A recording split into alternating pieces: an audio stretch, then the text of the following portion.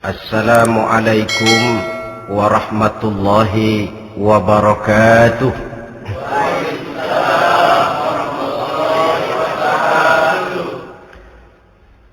Alhamdulillahi rabbil alamin, wassalatu wassalamu ala ashrafil anbiya'i wal mursalin, sayyidina wa maulana Muhammadin wa ala alihi wa ashabihil mujahidin at-tahirin, amma ba'd. Saudara hadirin kaum muslimin rahimakumullah. Dalam kehidupan sehari-hari kita selalu berhadapan dengan dua hal yang berlawanan, dengan dua hal yang kontroversial kata orang sekarang, yang kita diharuskan memilih satu di antara kedua hal itu. Sejak kita bangun tidur sampai kita tidur lagi, selalu kita hadapi dua persoalan itu, yang benar dan yang salah, yang hak dan yang batil, yang pantas dan yang tercela, yang ma'ruf dan yang munkar. Persis seperti sebaik lagu yang lagi ngepop dan banyak dinyanyikan anak sekarang, madu di tangan kananmu katanya, racun di tangan kirimu. Tapi saya pikir-pikir, bagaimanapun kalau cuma sekedar madu di tangan kanan, racun di tangan kiri, adresnya jelas.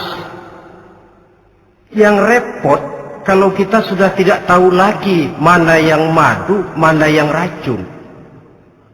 Lebih celaka lagi di zaman sekarang, banyak racun mereknya madu. Kita terpedaya, kita terpesona, kita terpukau oleh racun yang bermerek madu ini. Kita minum dia, yang akibatnya rawan di dalam kehidupan kita. Sangat banyak racun-racun yang terpancang di sepanjang perjalanan hidup kita ini. Dan dua di antara racun kehidupan itu akan kita bicarakan pada pertemuan kali ini, yakni arak dan judi, minuman keras dan judi.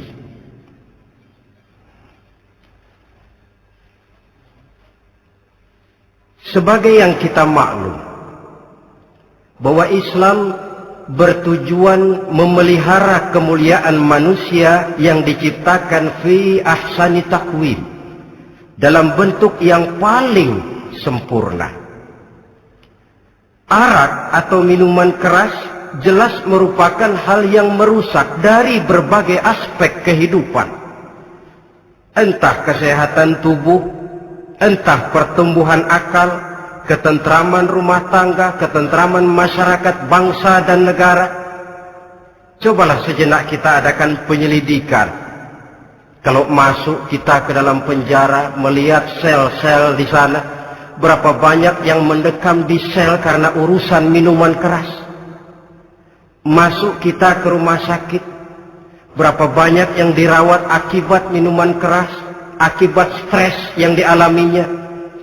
Berapa banyak rumah tangga berantakan, berapa banyak pembunuhan terjadi, pemerkosaan terjadi akibat daripada minuman keras ini. Yang paling ironi kalau dia sudah menyerang anak-anak muda kita. Padahal kita tahu remaja pemuda adalah bentuk miniatur daripada kehidupan suatu bangsa.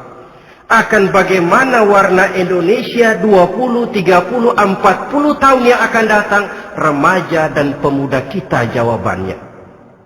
Bahkan dari segi agama pun, akan bagaimana warna Islam di Indonesia 20, 30 tahun yang akan datang, remaja itu pula jawabannya. Karena itu tidak terlalu berlebihan kalau saya berkata bahwa untuk menghancurkan Islam di Indonesia ini tidak perlu menghancurkan pondok pesantren, tidak perlu menutup masjid, melarang pengajian, menyegel musola, tidak perlu. Untuk menghancurkan Islam di Indonesia cukup dengan meracuni remaja, pemuda-pemudi Islam di Indonesia. Kalau mereka sudah diracuni, dijauhkan dari agamanya, masalahnya tinggal menunggu pergantian generasi.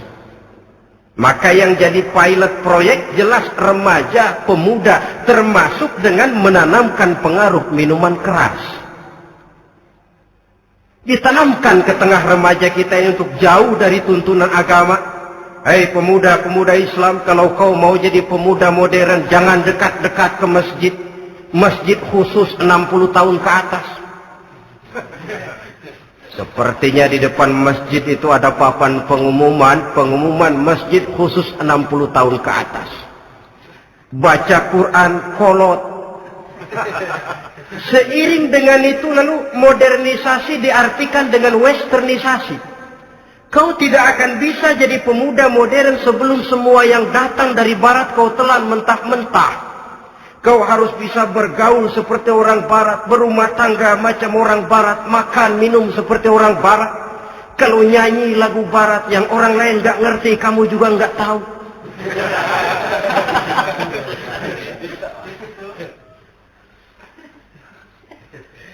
Anutlah itu free love yang pada gilirannya akan mengarah kepada free sex alias samenleven. Isaplah itu ganja, morfin, narkotik. Jikalau sudah terlena kita dengan itu, maka kehancuran suatu bangsa sesungguhnya sudah dimulai.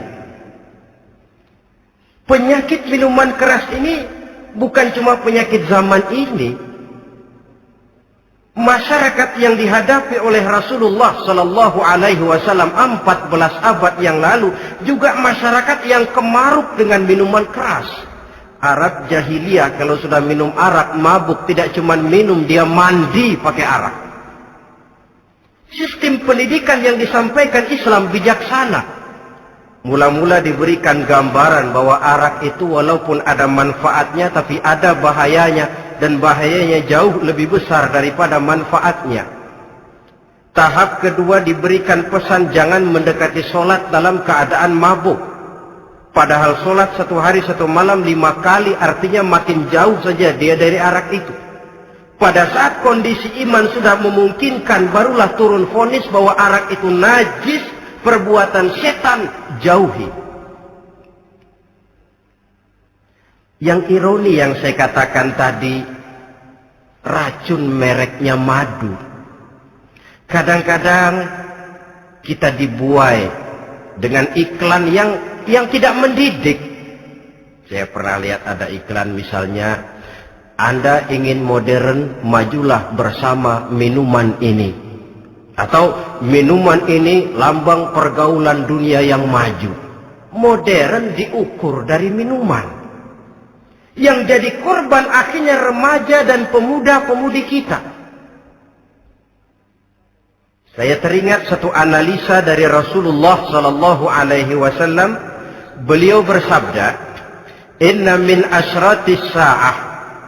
Sesungguhnya di antara tanda-tanda kiamat. Apa kiamat itu? Dalam arti yang umum, kiamat itu saat dimana alam ini hancur, bumi gempa, air laut tumpah ke darat, gunung meletus, planet-planet bertabrakan, lalu semua yang bernama hidup mati. Itu kiamat beneran. Saya nggak mau cerita kiamat beneran sebab saya sendiri nggak kepengen ngalamin.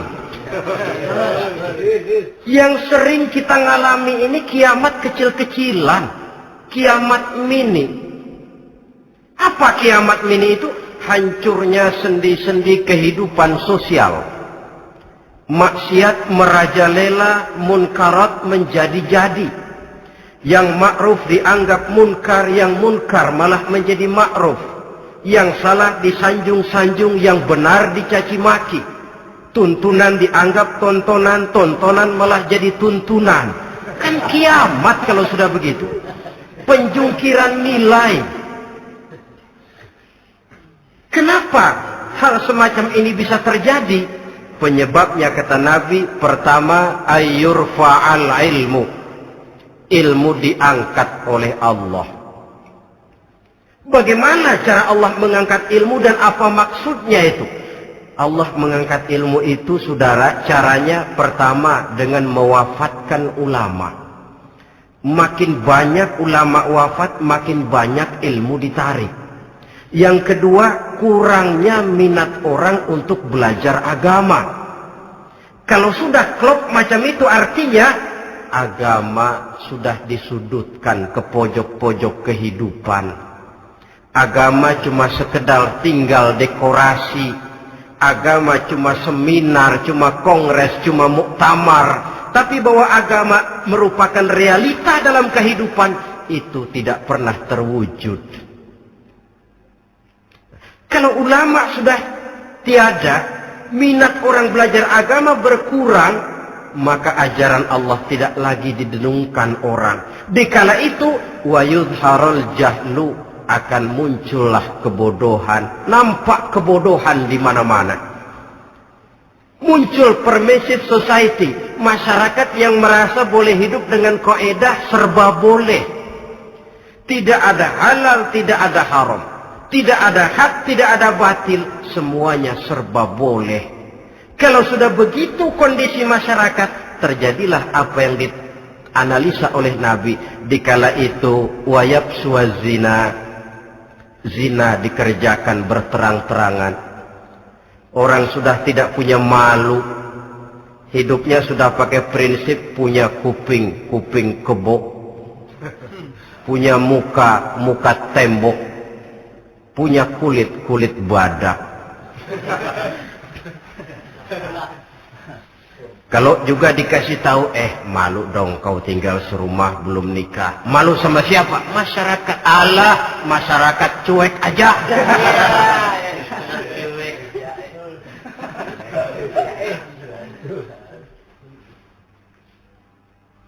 Bukankah realita kalau kita ikuti surat-surat kabar, berapa banyak sudah gadis-gadis bergelimpangan jadi korban? Berapa banyak bayi-bayi yang lahir ke alam ini tanpa harus tahu kemana dia mesti manggil bapak.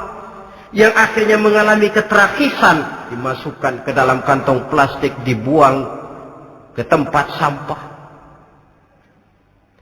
Kalau itu sudah terwujud, muncul efek negatif yang kedua. Wa yushrabal khamr. Arak, minuman keras jadi kebanggaan. Anak muda belum nyohor kalau belum bisa mabuk. Yang nggak mabuk dianggap kolot. Kampungan loh. Bikin malu baru kena segelas saja udah miring. Cengeng. Temen kita hebat sampai nyungsep di got. Yang nyungsep hebat. Ya, kalau cuma yang hancur kehidupan pribadi. Tapi kalau sudah menyangkut masa depan, yang berarti masa depan suatu generasi adalah merupakan masa depan daripada suatu bangsa. Begitu kerasnya Islam ini melarang minuman keras, sampai bukan cuma sekedar meminumnya saja yang diharamkan, tetapi juga dilarang mengimportnya, memproduksinya, membuka warung yang menjual minuman keras atau bekerja di tempat penjualan minuman keras. Ada juga yang nyerempet-nyerempet, Pak, kalau sedikit kan nggak apa-apa, nggak mabuk ini. Nah, saya ingatkan hadis Nabi diriwayatkan oleh Imam Ahmad, Abu Daud dan Tirmizi. Nabi bersabda, "Ma askara katsiruhu faqaliluhu haramun." Apa yang banyaknya menyebabkan mabuk, sedikitnya pun tetap haram hukumnya. Memang barangkali mungkin ada manfaatnya, tetapi bahayanya jelas lebih besar ketimbang manfaat yang bisa timbul daripada jenis minuman keras itu sendiri. Dalam hadis lain, Nabi pesankan, "Man kana yu'minu billahi wal yawmil akhir, fala yaq'udu ala ma'idatin taduru 'alaiha al-khamru, Siapa yang beriman kepada Allah dan beriman kepada hari akhirat, jangan dia duduk di dalam satu pertemuan yang di dalam pertemuan itu diedarkan minuman keras. Masuk ke dalam lingkungan macam itu saja tidak diperkenankan. Kenapa? Asyariku fi syarri syarrun. Bersekutu dengan kejahatan, jahat juga hukumnya. Semalam kamu mabuk ya? Enggak, temen. Saya cuma ngebeliin aja kok. Apalagi ngebeliin.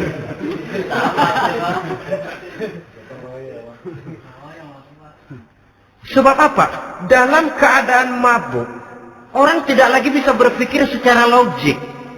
Daya kontrol hilang, artinya perbuatan sudah tidak terkontrol lagi. Yang pertama. Yang kedua, IQ tidak akan tumbuh dan berkembang secara normal seperti yang kita harapkan. Yang ketiga, harga diri akan runtuh hancur di tengah masyarakat. Bayangkan kalau tengah malam kita digotong orang diantar ke rumah kita. Dengan kondisi macam itu masih punya muka kita untuk tegak di tengah masyarakat. Masih punya harapan kita untuk tumbuh menjadi pemimpin sementara orang terkenang. Ini kan yang kemarin malam gua gotong, dia lagi mabuk. Harga diri, kepribadian. Jangan lupa saudara, kita hidup di tengah masyarakat. Masyarakat itu punya hukum yang tidak tertulis, tapi lebih kuat dan lebih kejam daripada hukum tertulis. Orang bilang, sekali arang tercoreng di dahi, seumur hidup orang akan tetap ingat. Makanya Rasulullah dalam hadis memberikan tamsil untuk adik-adik remaja muslim ini, masalul mu'min kamasalin nahli. Perumpamaan orang yang beriman itu persis seperti tawon. Mentalitas orang mukmin persis tawon. Apa mentalitas tawon? Kalau kita ngaji bab tawon, kita renungi apa keistimewaan tawon. Saya lihat-lihat, ternyata tawon itu punya 4 keistimewaan. Pertama, tawon itu yang dihisap selalu saripati bunga. Bagus makanannya. Belum pernah tawon keliru makan. Saya belum pernah dengar kok ada tawon makan tahu.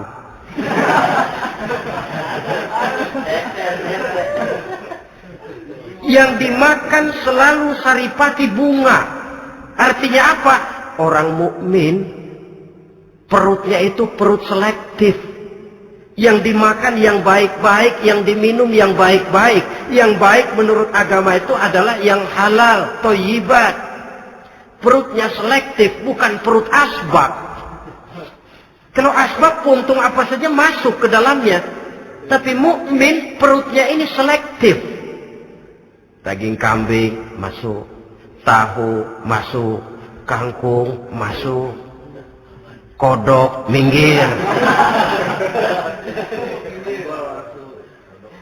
Air kelapa minum, kopi minum. Tapi kalau sudah berbau minuman keras, minggir. Sebab apa? Makanan dan minuman yang kita masukkan ke dalam perut besar ini akan digiling dalam perut besar, akan melahirkan energi, menggerakkan sel-sel pembuluh saraf. Kalau makanan dan minuman itu terdiri dari yang haram, energi yang ditimbulkan olehnya energi yang haram, mempengaruhi sel-sel pembuluh saraf. Orang akan cenderung berpikir yang haram kalau terlalu sering memakan makanan haram. Kalau sudah berpikir kepada yang haram, perbuatan pun akan mengarah kepada yang haram juga. Contoh kecil aja dah, ada nggak maling mikirin majelis taklim? Karena yang dimakan lebih banyak yang haram, yang dipikir paling-paling nanti malam rumah siapa lagi nih ya? Sudah mengarah ke sana.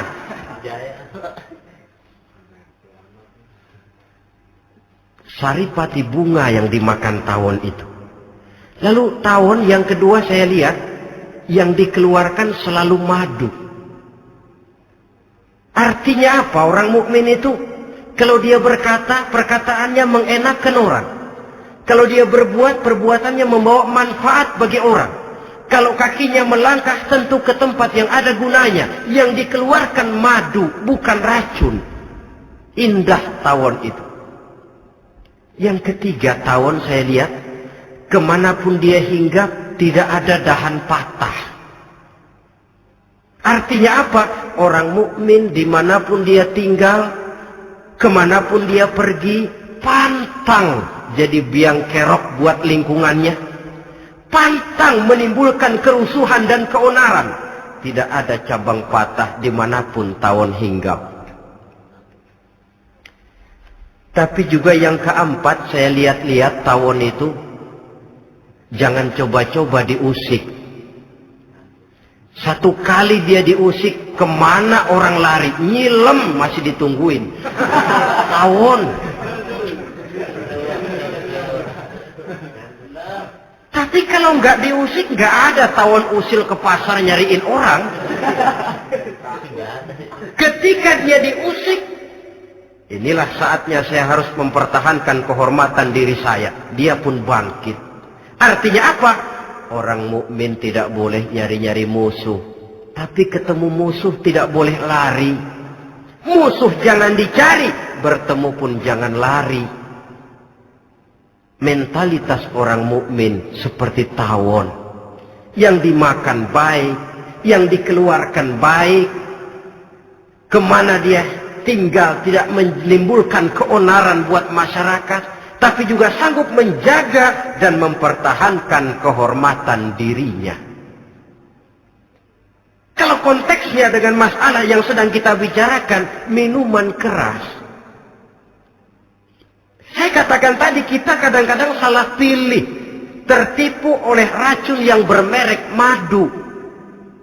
Ada minuman empuk, nyari yang keras. Salah pilih.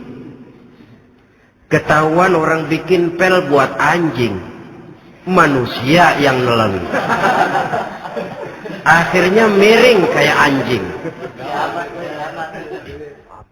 Saudara, mari kita renungi An-Nisa ayat 140. Allah Subhanahu wa ta'ala mengingatkan, "Qad nazzala 'alaikum fil kitabi أن إذا سمعتم آيات الله يكفر بها ويستهزأ بها فلا تقعدوا معهم حتى يخوضوا في حديث غيره إنكم إذا مثلهم." Sungguh kata Allah, telah diturunkan kitab Al-Quran ini kepada kamu, yang apabila kamu dengar ayat-ayat Allah itu diingkari orang, diejek-ejek orang, fala taq'udu ma'ahum, jangan kamu duduk bersama orang-orang semacam itu. Bagaimana mengejek ayat-ayat Allah misalnya? Tahu kalau minuman keras itu diharamkan, tapi masih minum juga, itu kan mengejek ayat namanya.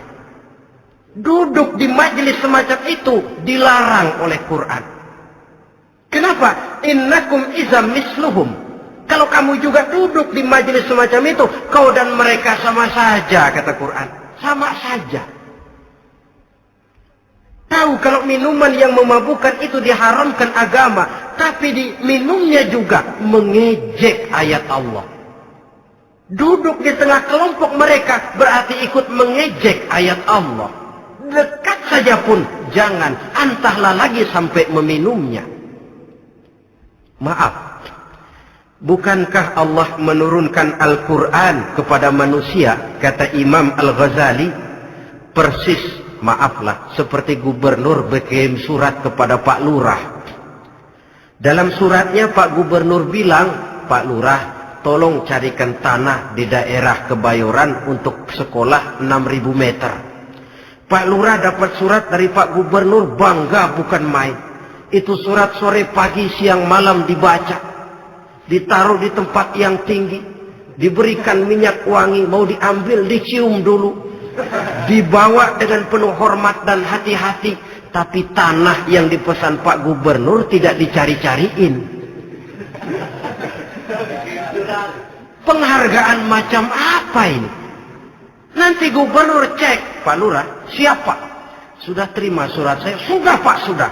Bagus. Lalu bagaimana? Aduh Pak, surat Bapak sore pagi siang malam saya baca. Bagus. Apalagi Lurah? Surat Bapak saya taruh di tempat yang tinggi Pak. Saya pakaiin minyak wangi. Mau saya ambil, saya cium dulu. Saya bawa dengan penuh hormat dan hati-hati. Bagus Lurah, kau memang hormat sama atasan. Cuman Lurah, tanahnya udah dicariin belum? Nah yang itu belum tuh Pak. Belum. Kata Gubernur, bagus Lurah, besok berhenti lo ya.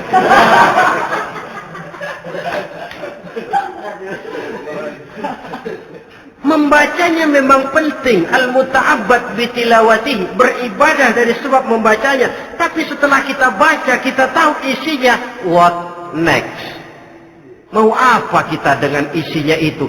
Jangan yang kita baca kita injak-injak. Itulah ironinya. Bagaimana Quran itu mau membawa keberkahan dalam hidup ini? Kalau yang kita baca sering kita injak-injak. Dalam kehidupan kita baca ayat wa ahallallahu al-bai'a wa harramar riba. Allah halalkan jual beli, Allah haramkan riba, tapi renten ditelan terus.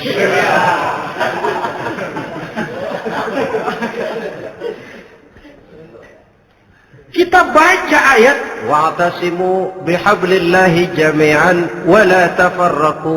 Berpegang teguhlah kamu kepada tali Allah, jangan bercerai-berai. Tapi sesama muslim pelotot-pelototan jalan terus. Janganlah yang sesama muslim kadang-kadang yang mengklaim dirinya sebagai pemimpin Islam kelihatannya juga sikut-sikutan jalan terus.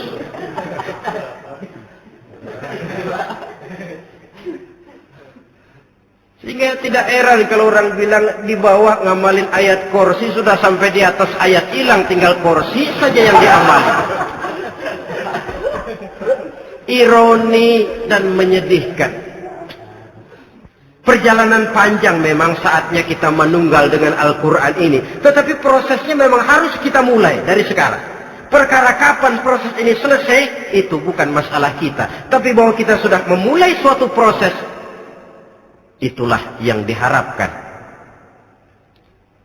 Hadirin yang saya hormati,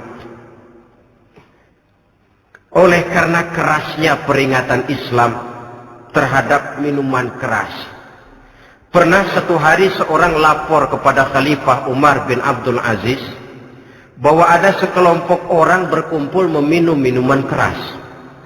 Kata Khalifah Umar bin Abdul Aziz, dera mereka, hukum, cepat. Ya Khalifah, kenapa? Di tengah mereka ada juga orang yang Ramadan biasa puasa. Begitu, iya, yang biasa puasa duluan hukum. Kenapa? Mengerti memang lebih besar resikonya daripada tidak mengerti. Kalau yang tidak mengerti dilatar belakangi oleh kebodohan, barangkali masih bisa ditolerir, masih bisa dimaklumi. Ini toh sudah tahu mau puasa, kenapa berkumpul di majelis yang ada minuman keras? Tapi memang kelompok ini kan memang selalu ada. Kita lihat dalam masyarakat itu kan ada 4 kelas itu. Pertama, ada orang yang tahu perintah dan tahu larangan. Ini the first class, kelompok terbaik. Perintah tahu, dia kerjakan. Larangan tahu, dia jauhi. Ini orang terbaik. Yang kedua, ada orang tahu perintah tapi tidak tahu larangan. Perintah tahu, larangan tidak tahu. Sholat mau, puasa mau, zakat fitrah bayar, nyolong mau, mabuk ayo. Perintah tahu tapi larangan tidak tahu, akhirnya semua dikerjain.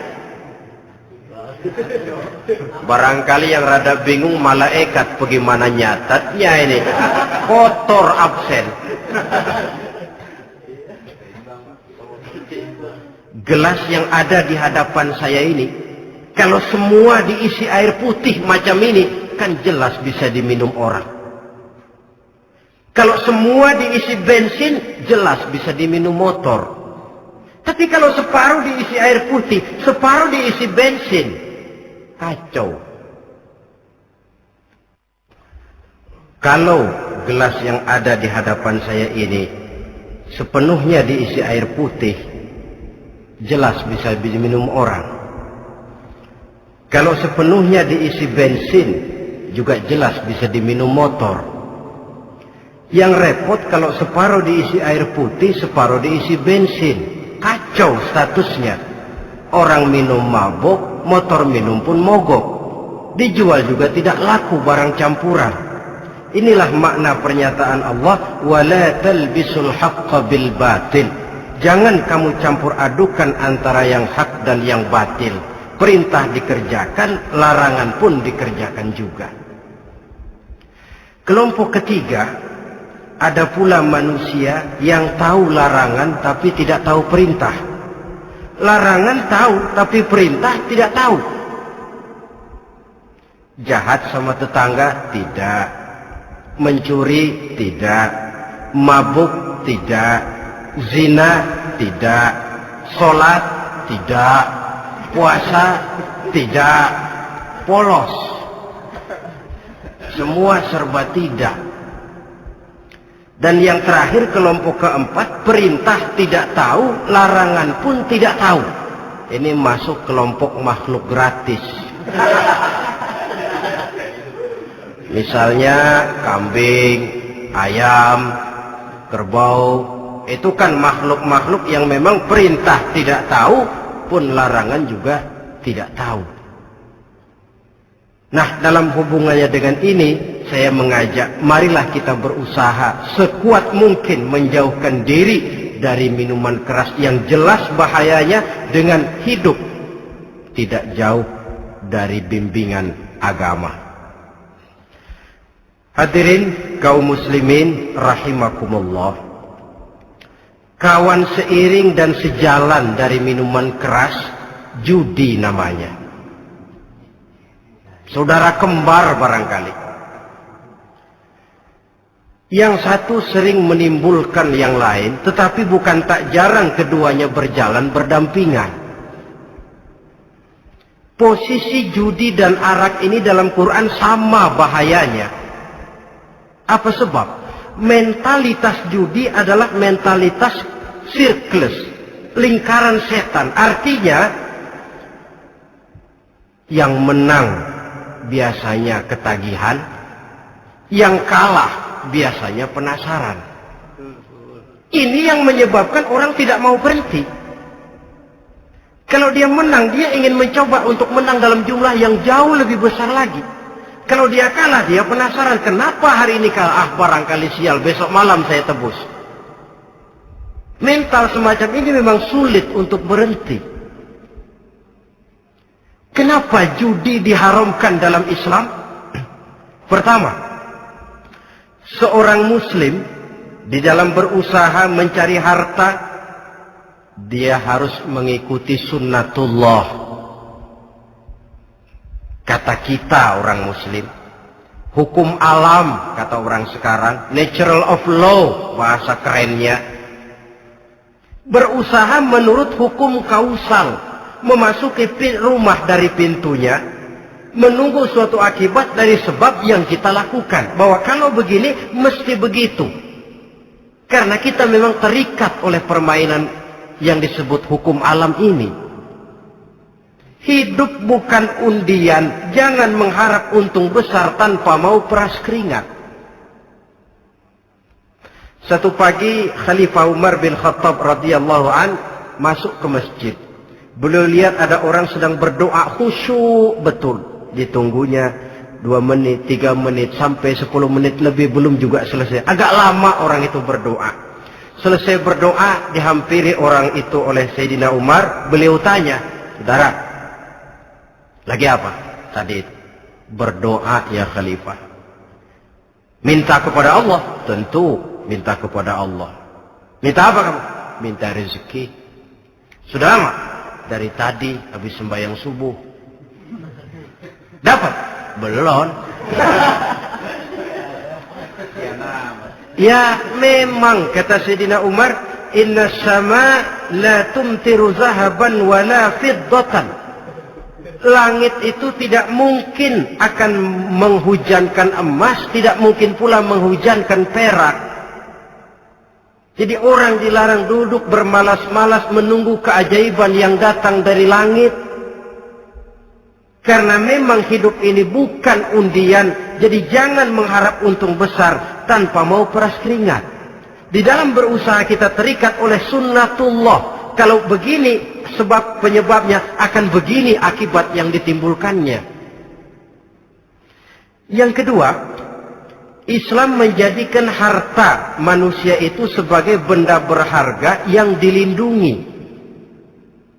Mengambilnya dengan judi termasuk memakan harta orang lain dengan cara yang batil. Yang ketiga, judi itu sendiri dapat menimbulkan permusuhan dan pertentangan antara para pemain itu sendiri. Meskipun kelihatannya kompak duduk dalam satu meja yang saling berhadap-hadapan, yang kalah kelihatannya pasrah, tetapi kan itu cuma kulit permukaan. Batinnya bagaimanapun juga yang kalah itu tetap mendendam. Sedangkan yang kalah di samping mendendam juga mengomel, mencaci mungkin ya lawan bermainnya, ya mungkin juga dirinya sendiri. Dan yang keempat, judi itu merusak aktivitas hidup, membuat orang membuang waktu dengan tidak terasa, dan yang pada gilirannya melupakan orang kepada tanggung jawab. Wah, kalau sudah memegang kartu, konon kabarnya, saya sendiri alhamdulillah belum pernah, lupalah orang anak, lupalah orang kepada istri, lupalah orang kepada tanggung jawab. Waktu pun berlalu tanpa terasa. Apalagi kalau sudah diiming-iming oleh gambaran akan memperoleh keuntungan yang besar. Termasuk di dalam judi itu undian, apapun namanya.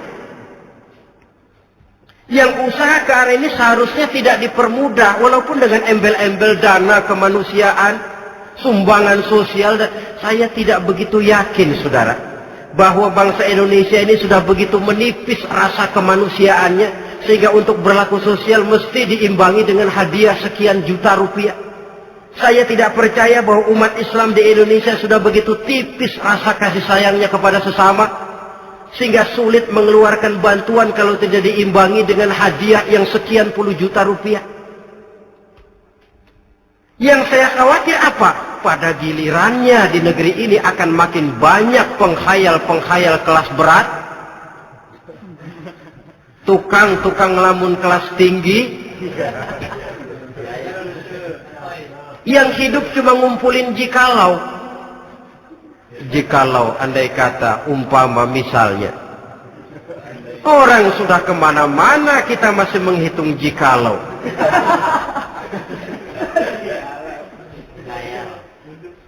Orang boleh saja mengharap burung terbang tinggi, tapi punai di tangan jangan dulu dilepas. Artinya, idealisme silahkan terbang setinggi langit, tapi kaki harus tetap berpijak di alam realita. Bahwa memang lebih baik makan singkong dalam kenyataan daripada makan roti tapi ngimpi.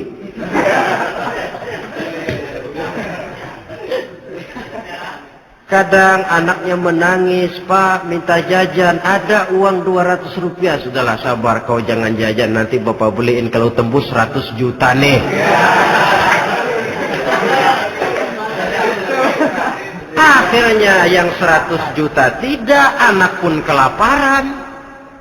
Bukankah akan jadi masalah bagi semuanya? Belum lagi rasa sayang kepada harta yang sudah dia miliki, entah itu tanah, rumah, kendaraan. Kalau sudah kadangkala di meja judi, hilang rasa sayang kepada benda itu. Ada rumah-rumahnya dilelang, ada kendaraan-kendaraan jadi taruhan, ada jam tangan pun copot tanpa terasa. Maka berapa banyak rumah tangga berantakan, istri minta cerai, orang jadi nekat merampok, orang jadi nekat mencuri, korupsi kalau dia pejabat. Akibat apa ini? pengaruh yang namanya judi. Saudara kaum muslimin, ma'asyiral muslimin rahimakumullah. Itu sebabnya di dalam surah Al-Maidah ayat 90 Allah menekankan, innamal khamru wal maisir wal ansab wal azlam rijsun min amali syaitan fajtanibuhu la'allakum tuflihun. Sesungguhnya arak, judi, berhala, mengundi nasib itu rijsun. Ya Allah, jarang benar Quran menggunakan kalimat rijsun. Rijsun ini sudah merupakan puncak kekotoran. Bapak moyangnya najis, itu rijsun. Rijsun, kotor. Sudah kotor ditambah pula min amali syaitan, pekerjaan setan. Wajtanibuhu, jauhi. Jangan sampai main, dekat saja tidak boleh, jauhi. La'allakum tuflihun, jikalau kamu mau menjadi orang-orang yang beruntung. Sejarah tidak pernah mencatat ada orang jadi miliuner karena judi. Sejak David Rockefeller sampai Aristotle Onassis, orang-orang kaya top di dunia, mereka kaya bukan karena judi, tapi karena kemauan peras keringat, banting tulang, mau memulai sesuatu dari kenyataan yang real di depan mata. Sebab apa? Hidup ini memang perjuangan. Janganlah kita ingin hidup dengan satu prestasi, ingin tetap hidup seperti apa adanya sekarang ini saja, toh kita harus berjuang. Apalagi ingin hidup lebih baik, lebih terhormat, lebih mudah. Hidup perjuangan. Perjuangan berarti pengorbanan. Berani hidup artinya berani berjuang. Berani berjuang maksudnya rela berkorban. Takut berkorban, jangan berjuang. Tidak mau berjuang, berhenti hidup. Itu logika. Dan bagaimanapun saya yakin lebih baik berkorban daripada menjadi korban. Kalau sekarang kita berkorban, peras keringat, banting tulang, berusaha secara sunnatullah untuk menghidupi anak, istri, keluarga, pada satu saat kita tidak akan menjadi korban kebrutalan anak-anak kita sendiri kalau mereka dibesarkan dan tumbuh berkembang oleh hasil yang diperoleh dari meja judi. Ayat 91 Al-Maidah ini lebih memperkuat lagi. Kalau itu arak, judi, berhala, mengundi nasib adalah perbuatan setan, sebenarnya setan mau apa sih? Ayat 91 menegaskan, innama yuridu syaitanu ayyuqi'a bainakumul adawata wal baghdha'a fil khamri wal maisir. Yang dimaui setan itu tidak lain supaya dengan arak dan dengan judi timbul rasa permusuhan, sikap memusuhi, saling marah di antara kamu. Coba, biasanya dalam meja judi sudah loyo, waktu juga sudah berlarut-larut. Yang menang mau berhenti, apa yang kata yang kalah? Berhenti dah, gue wacok loh. Enak bener, gue lagi kalah, lu berhenti. Coba, kira-kira kapan akan selesai permainan? Akan timbul permusuhan, akan timbul rasa dendam, kesumat yang ditanamkan oleh setan. Karena memang baik arak, baik judi, baik berhala, baik mengundi nasib, itu semua permainan-permainan setan yang diberikan kepada kita untuk kita ikut andil bermain di dalamnya. Tatkala kita ikut terkena jerat setan, tertawalah mereka. Kenapa? Oh, makin banyak teman saya di neraka. Maaf, setan itu kan sudah tahu vonisnya. Ketika dulu didengkotnya yang namanya iblis terusir dari surga, itu bikin semacam perjanjian dengan Allah. Tuhan, kenapa iblis? Gara-gara Adam saya terusir dari surga. Maka sejak saat ini Adam dan seluruh keturunannya adalah musuh bebuyutan saya. Saya akan gelincirkan mereka dari jalan. Silahkan iblis, goda mereka. Tapi kau tidak akan mungkin bisa menggoda mereka kalau hamba-hambaku itu menjadi hamba yang ikhlas. Hanya hambaku yang ikhlas yang tidak mungkin kamu goda. Yang lain barangkali bisa. Sejak saat itulah iblis memproklamirkan permusuhan. Dan dia sudah tahu betul vonisnya neraka. Tugas dia sekarang bagaimana mengumpulkan teman sebanyak-banyaknya ke dalam neraka. Hamba Allah saja yang tidak tergelincir kepada minuman keras dan judi. Hamba Allah yang ikhlas itu bagaimana? Yang ikhlas menjadi hamba Allah dalam arti kata dan perbuatannya memang mencerminkan bahwa dia hamba Allah.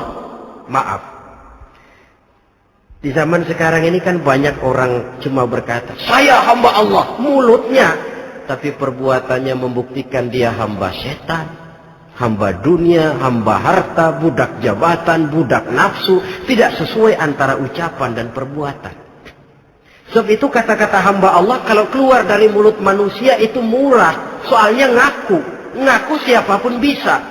Tapi diakui atau tidak, ini yang kita belum tahu. Ada juga orang berdalih, saya kan masang kalau dapat nanti mau nyumbang masjid. Barangkali aja kalau nyumbang masjid disoriin dikit sama Tuhan.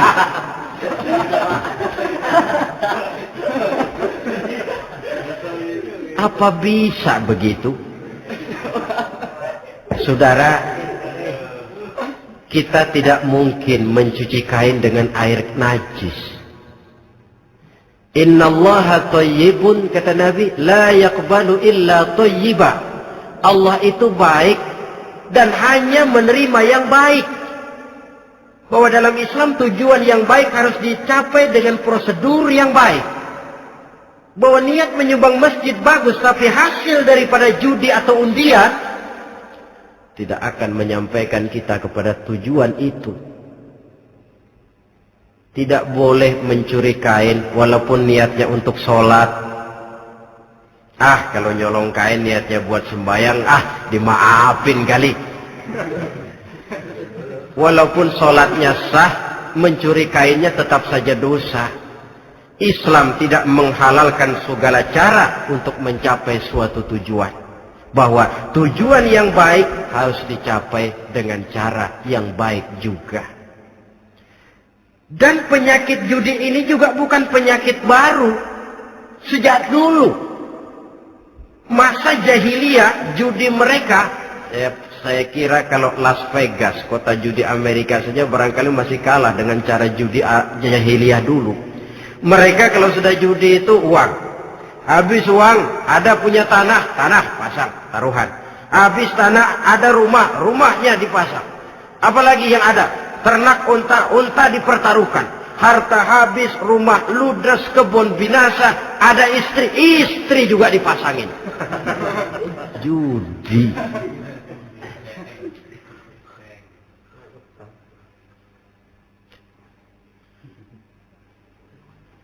Kita sebagai muslim oleh Al-Quran dijelaskan orang yang mempunyai dua tujuan hidup. Pertama tujuan jangka pendek, yang kedua tujuan jangka panjang. Tujuan jangka pendek dunia dan seluruh isinya. Tujuan jangka panjang adalah akhirat dan ridho Allah. Ini yang terpantul dalam doa setiap kita. Rabbana atina fid dunya hasanah wa fil akhirati hasanah.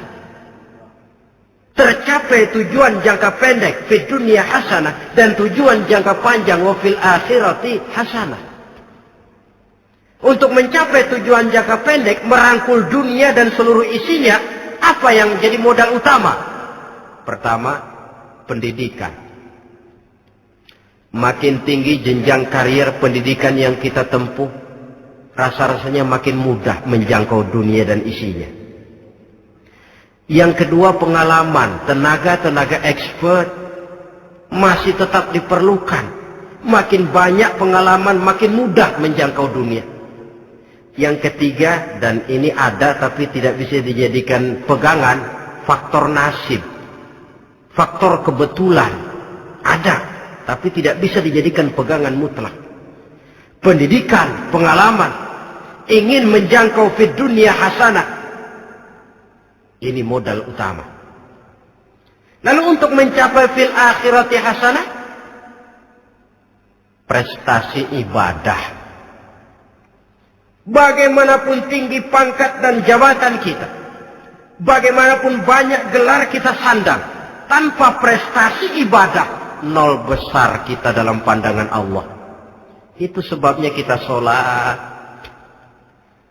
Jadi tidak beralasan kalau orang ditanya, kenapa sih kamu nggak sholat? Ah, tetangga saya sholat melarat terus. Memang sholat itu bukan untuk mencari uang kok. Kalau ada orang yang rajin sholat, rezekinya kelihatan lancar, itu cuma sekedar persekot. Uang muka, cashnya tetap di akhirat nanti. Efeknya apa? Karena kita punya tujuan jangka panjang, mengharap ridho Allah di akhirat. Cara kita mencapai tujuan jangka pendek dibatasi oleh pertanyaan, Allah ridho apa enggak? Kita cari uang, tapi pertanyaan pokok, Allah ridho enggak cara ini? Kita mengejar kedudukan, tapi Allah ridho enggak dengan cara ini? Ini yang menyebabkan kita lantas tidak lalu menghalalkan segala cara.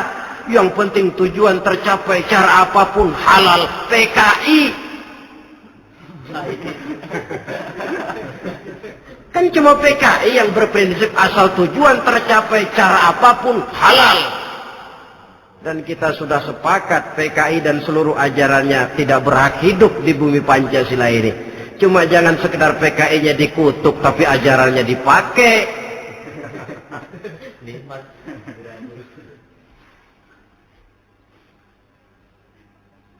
Nah, untuk mencapai dua tujuan ini, Islam mengajarkan sistem keseimbangan. Sehingga Nabi sabdakan, "I'mal lidunyaka ka'annaka ta'ishu abada, wa'mal li akhiratika ka'annaka tamutu ghada."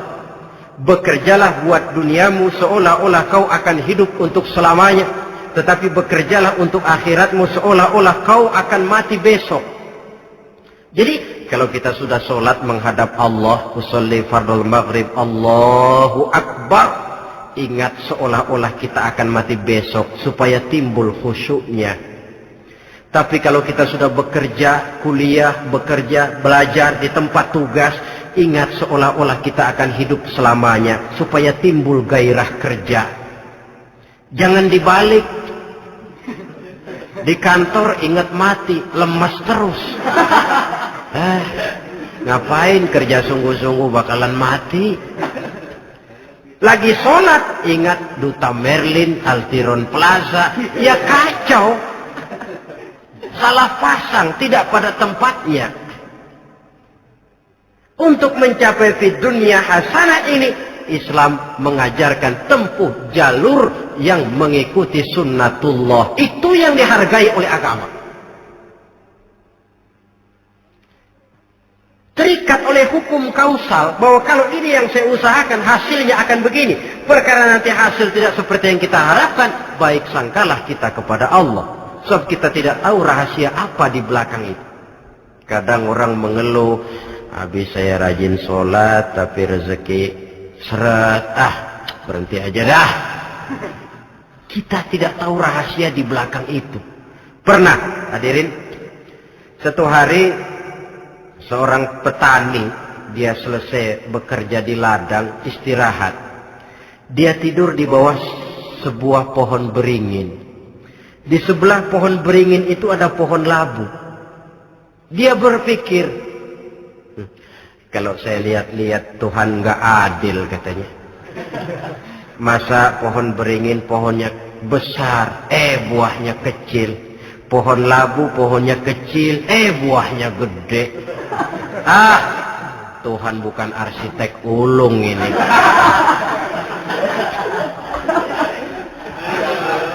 Mestinya supaya enak dilihat, beringin yang pohonnya besar buahnya sebesar buah labu.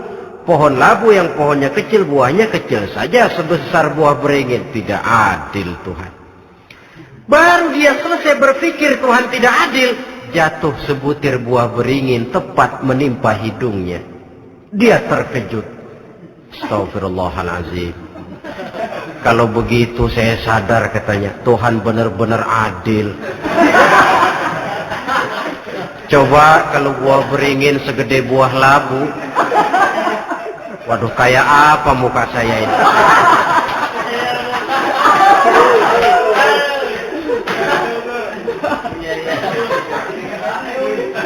Baru terbuka pandangan matanya setelah berhadapan dengan kenyataan.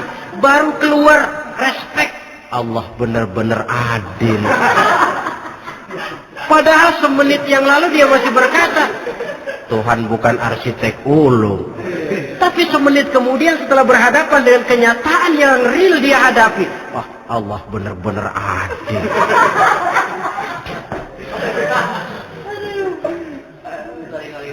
Itulah kehidupan ini.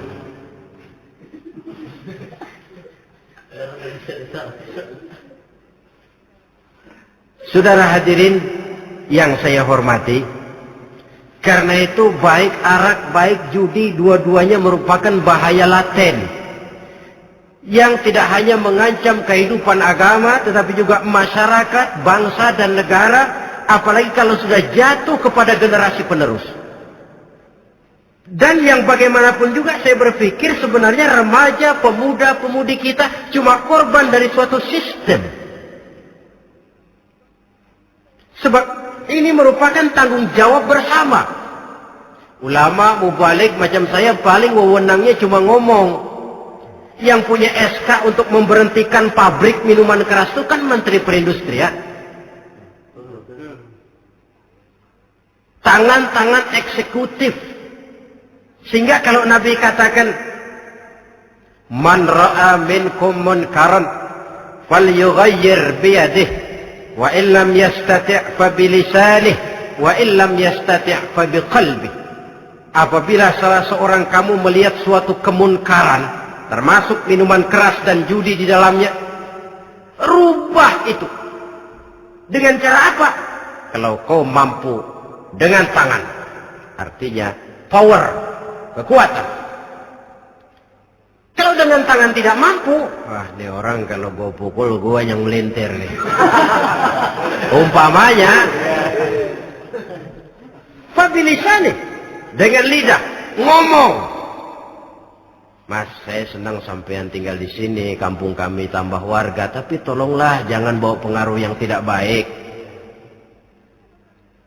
Kalau ternyata bicara pun tidak berani, fabiqalbi, cukup dalam hati, sekurang-kurangnya tidak ikut membenci kemungkaran dalam hati, itulah kadar iman yang paling lemah.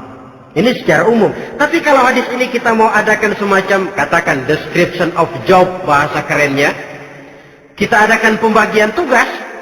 Siapa yang harus merombak kemungkaran dengan power? Penguasa, pemerintah, sebab dia punya aparat. Siapa yang merombak kemungkaran dengan lidah? Ulama, kiai, mubalik, ngomong. Siapa yang hanya merubah kemungkaran dalam hati? Kita umumnya rakyat lemah ini. Yang mau ngomong gak berani, tapi hati pegel. Nah, kalau sudah ada pembagian tugas semacam itu, insya Allah masing-masing akan berjalan pada relnya. Dan pada akhirnya selamatlah kita, bangsa Indonesia, umat Islam pada khususnya, dari bahaya, baik bahaya minuman keras maupun bahaya judi. Menyelamatkan bangsa dan yang lebih lagi menyelamatkan masa depan kita. Sekianlah saudara pertemuan kita pada saat ini. Mudah-mudahan ada manfaatnya. Terima kasih atas segala perhatian. Mohon maaf atas segala kekurangan. Usikum wa nafsi bitaqwallah. Wassalamualaikum warahmatullahi wabarakatuh.